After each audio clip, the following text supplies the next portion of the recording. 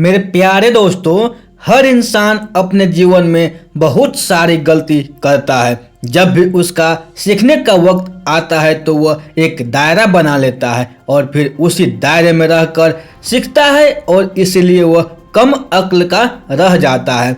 आपके साथ कभी न कभी ऐसा जरूर हुआ होगा।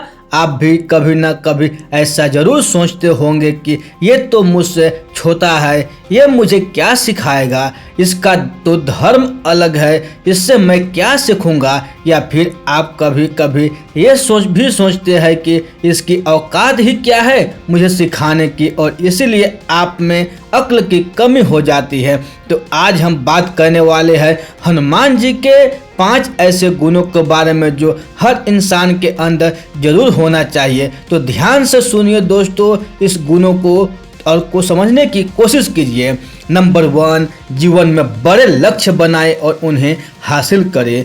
पहली जो सबसे बड़ी सीख है हमें हनुमान जी के जिंदगी से मिलती है वो ये है कि बड़े लक्ष्य बनाओ और उसे हासिल करके दिखाओ। आप सभी याद कीजिए, जब आप सब छोटे थे और कोई भी व्यक्ति आपसे प्रश्न पूछता था कि आपको अपने जीवन में क्या बनना है, तो आप उसे कहते थे कि मुझे पायलट बनना है, इंजीनियर बनना है, डॉक्टर बनना है या फिर कलेक्टर बनना है। लेकिन अब अपने आप से प्रश्न कीजिए कि आप आज वो है जो आप बनना चाहते थे? बिल्कुल नहीं। हनुमान जी के जीवन में हम ये सीख सकते हैं कि जीवन में हमेशा बड़ा लक्ष्य बनाओ और उस लक्ष्य को हासिल करके भी दिखाओ। हनुमान जी जब छोटे थे तो उन्हें दूर पर एक चमकती हुई चीज नजर आई जो कि सूरज था, और हनुमान जी को लगा ये कोई फल है और वो उसे खाने के लिए दौड़ पड़े। इंद्र जी ने उन्हें रोकने की बहुत कोशिश की लेकिन वो नहीं रुके और उसे अपने मुंह में ले लिए। दोस्तों, इसका मतलब हनुमान जी जब छोटे थे तो भी वो बड़ा लक्ष्य बनाते थे और उसे हासिल करके दिखाते थे। जब सीता जी को सब लोग ढूंढने के लिए आगे बढ़ रहे थे तो सामने एक बहुत बड़ा समुद्र आ गया। उनके साथ के बहुत सारे लोग हार मान गए। बहुत सारे लोग तो ये भी कहने लगे कि अब हमें सीता जी नहीं मिलेगी, हमें वापस चल देना चाहिए। लेकिन उस समय भी हनुमान जी ने हार नहीं मानी। उन्होंने उस समुद्र को भी पार किया और सीता जी को ढूंढ निकाला। जब लक्ष्मण जी मूर्छित हुए तो थे तब भी यही हुआ था। वैद्य ने कहा था कि संजीवनी बूटी से ही लक्ष्मण जी ठीक हो सकते हैं, लेकिन साथ ही साथ ये भी कहा था कि संजीवनी बूटी मिल पाना असंभव है क्योंकि वह हिमालय पर है और सिर्फ एक रात में उस जड़ी बूटी को लाना असंभव है। उस वक्त सिर्फ हनुमान जी ही थे जिसने असंभव देखने वाले काम को संभव करके दिखाया था। जब वह हिमालय पहुंचे तो उन्हें जड़ी बूटी नहीं मिल रही थी और इसीलिए उन्होंने पूरा का पूरा हिमालय पर्वत वैद्य के सामने ला करके रख दिया था। इसलिए सीख को अपने जीवन में उतार लो, हमेशा बड़ा लक्ष्य बनाओ और उस लक्ष्य को हासिल करके दिखाओ। दोस्तों, नंबर 2, संवाद की कला को बेहतर बनाए।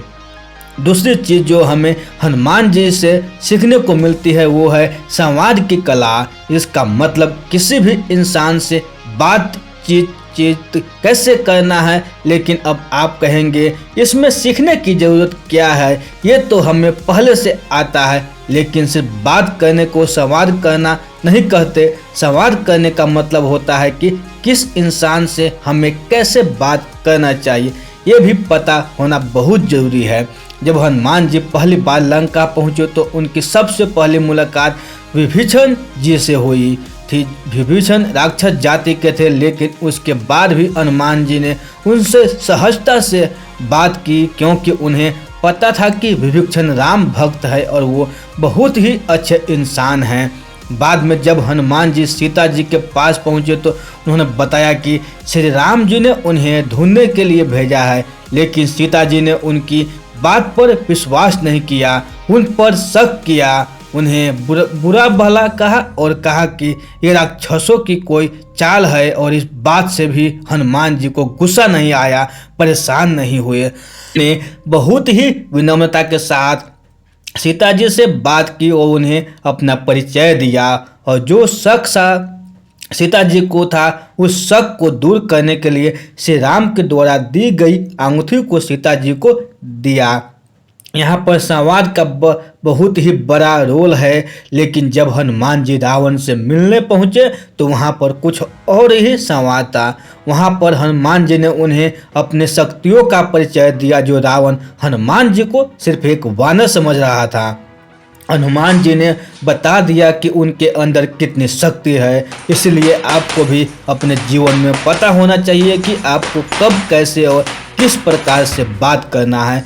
नंबर 3 है निरअहंकारी बने।